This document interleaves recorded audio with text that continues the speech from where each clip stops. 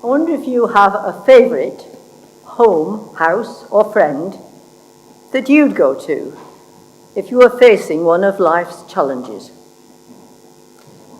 Suppose you'd just got some very sad news, or maybe some good news. You wanted to share it. You were very worried about something.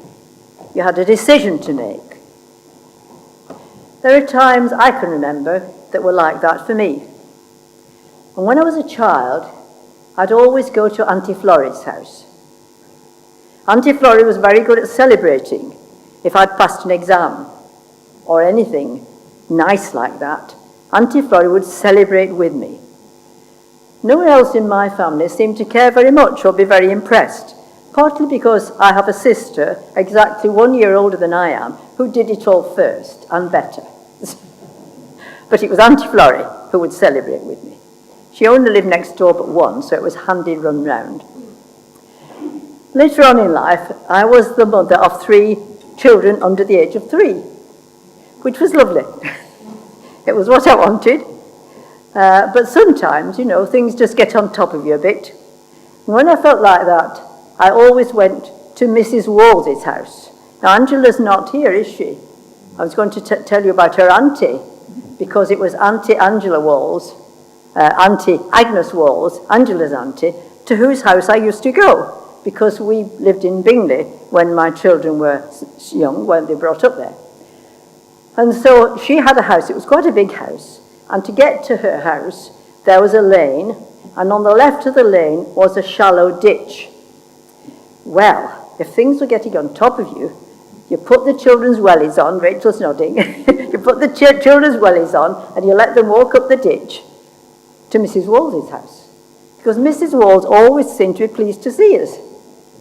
And she had some fascinating old things that she used to bring out, and they would play with those, and then I could have a conversation with her. So that was my respite place when my children were very young. And I think perhaps this home in Bethany that we heard about in that reading from John's Gospel had become like that as a place for Jesus. Martha, she'd always make sure that he was comfortable and well fed, and Mary would give all her attention to his thoughts and his words. Some people express their faith, like Martha, in practical ways. We think of her, Martha, as a doer. But we mustn't forget that when their brother Lazarus had died, and Jesus had not responded to the sister's call to come, it was Martha who set off to meet Jesus when he finally came, and Mary stayed at home.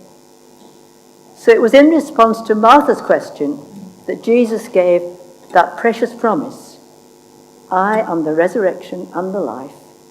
Whosoever believes in me shall not die, but have everlasting life. As the Jews gathered in Jerusalem for the feast of Passover, the disciples would be in a somber mood. They'd suggested that now wasn't a good time to go to Jerusalem. Jesus was walking into danger.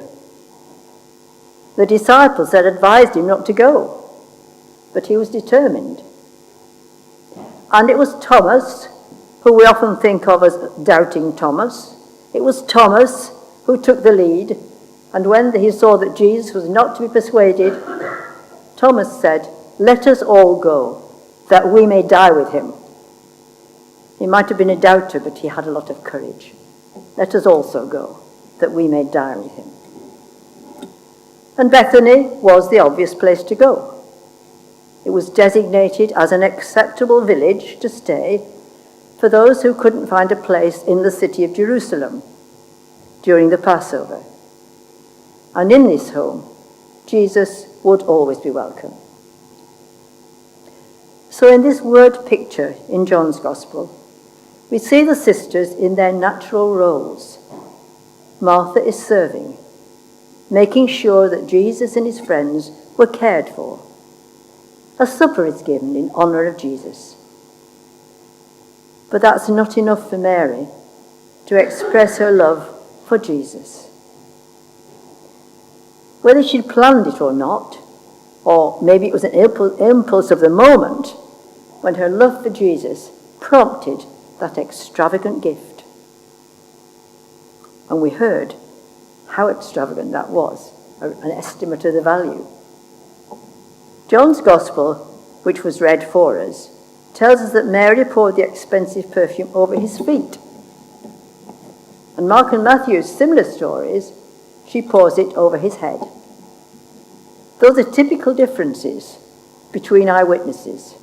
This is something we notice a lot when we study the Gospels, that there are little differences. If they were being made up, they'd have all made it up the same. And that's what the police tell us. They can tell if a story is being made up, if an alibi is being made up. Everybody tells the same story, no differences. If there's some little differences, it might just be true. So Luke tells a similar story with a different identified woman and in the house of Simon the leper. But it is surely possible that Jesus had similar experiences on more than one occasion. The costly value of this gift is the same in every one of the stories.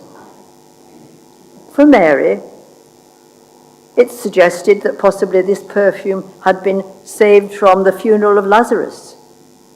Or maybe it was being saved for a future wedding. But I like to think that that perfume would cling to the body of Jesus, to his hair, through all those coming days of arrest, of ill treatment and crucifixion. Mary's love for Jesus is unself-conscious.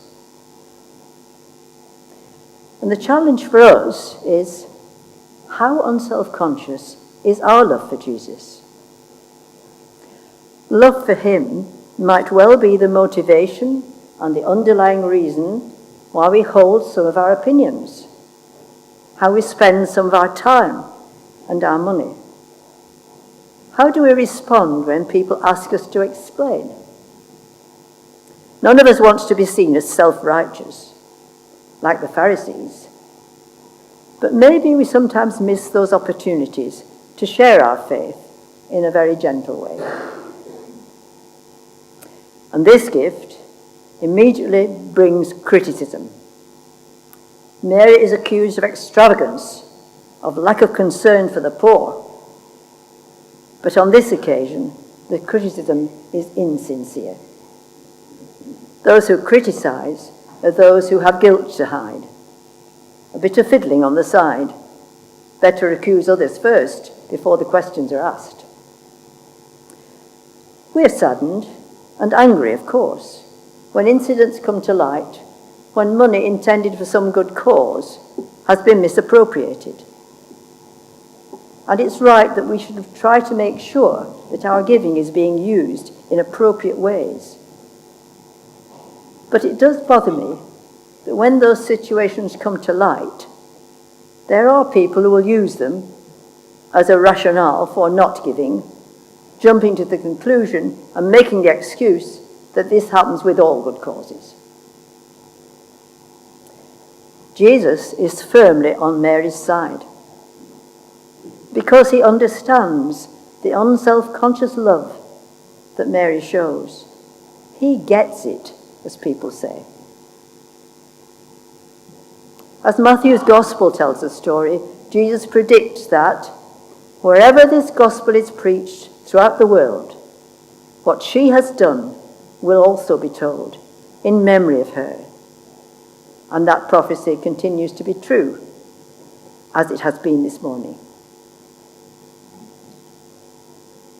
Moving on to St. Paul, but only briefly, who wrote that lovely letter to the Philippians, St. Paul got it too. He'd given away all the things that were valued by the Pharisees. His impressive list of qualifications as an Orthodox Jew. Now all these were nothing to him.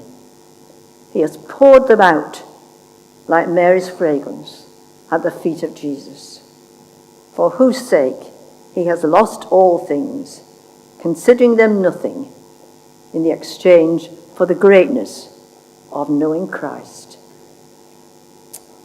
Amen.